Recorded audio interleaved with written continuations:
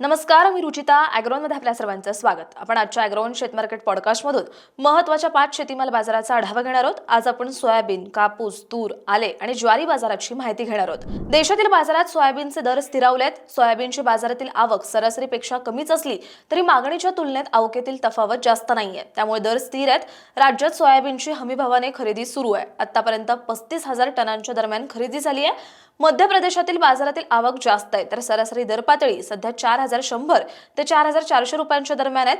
पुढील काही आठवड्यात बाजारातील सोयाबीनची आवक चांगली राहण्याची शक्यता आहे. त्यामुळे सोयाबीनचे दरही स्थिरावण्याची शक्यता आहे, असा अंदाज सोयाबीन बाजारातील अभ्यासकांनी व्यक्त केलाय.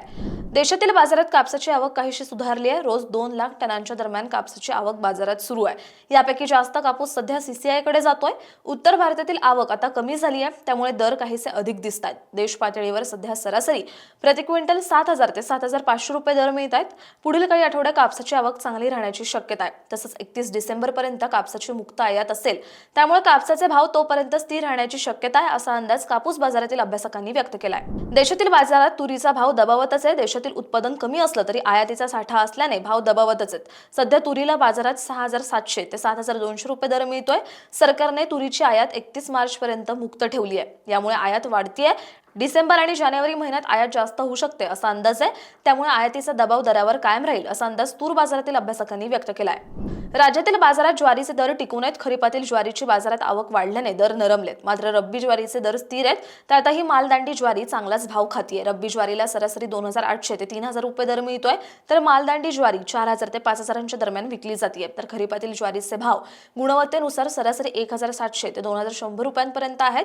पुढील काही दिवस ज्वारीचे भाव टिकून राहू शकतात, तर मालदांडी ज्वारीला काहीसा आधार मिळू शकतो, असा अंदाज ज्वारी बाजारातील अभ्यासकांनी व्यक्त केलाय.